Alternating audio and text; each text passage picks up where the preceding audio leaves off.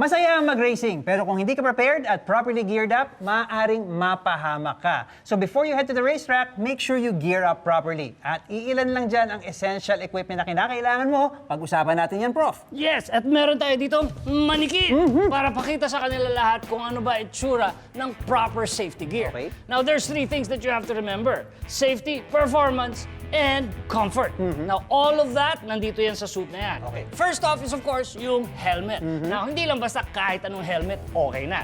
There are ratings for that globally recognized all over the world, especially for racing.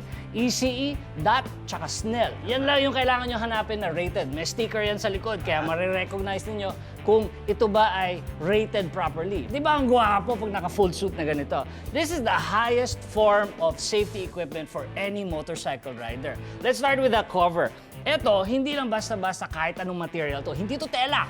This is leather. This is thick leather. The full body leather cover protects every inch of your body from burning, scraping, and abrasions and everything. Kaya makikita mo from neck all the way down to your ankles, leather lahat yan. Let's not forget the next thing, padding. Now, merong mga contact points na kung saan yung impact nangyayari pag sumemplang ka. Andiyan yung shoulder. Pasubok na. Matibay. Andiyan yung elbow. Matibay. Eh, andyan yung knee. Ang tibay na manikin natin. Minsan meron ding hip. Okay. Okay. Okay, now, ang purpose nito is to protect those corners of the body. Kumbaga, they have padding sa loob na soft para ma-absorb yung impact. And meron din silang hard material like plastic, metal. And the good ones are actually titanium. Mahal yun. Pero maganda yun, magaang.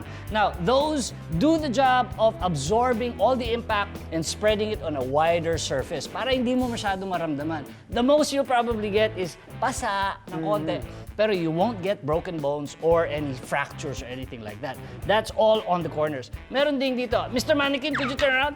What? Meron din dito padding. This serves two purposes. Actually, three pa nga sa iba. One is to protect the back. Para siyang back protector. Okay. Second is, it also helps with aerodynamics. Kitang-kita nyo naman ang korte niyan. Ay, pag nakaganon, di ba may helmet ka, so nandun nakaka...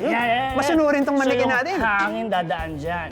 Now, some racers, the really professional ones, may electronic stuff yan dito. So, it protects your back, helps with aerodynamics, and sends data to your computer in the paddock para ma-analyze yung riding style. Di ba ang cool? Nakakalain mo yun. So high-tech. Okay. Mr. Mannequin, could you? There you go. Okay. Now, all the way down sa paa, huwag natin kalimutan yung paa. Meron tayong racing boots. Now, the purpose of this is to protect your ankles and your feet from any sliding or crashing. Meron diyang thick parts dito sa harap. Mr. Mannequin, could you turn around? Masunurin talaga itong manikin Masunurin natin. yung mannequin niya. Meron din yung sa heel, matigas din niya, sa likod. And then, could you turn around again, Mr. Mannequin? And meron din siya dito sa side dito. These two particular, gusto ko sabihin sa inyo to. Eto, dual purpose yan. It's used to slide. Pag naglilin talaga. Okay. Yung talaga naglilin na gano'n. Tapos, Okay. Okay. tawag doon knee drag. O kaya Okay. elbow drag na tinatawag. But it also serves as an additional protection in case you slide. Itong dalawa yan, basically.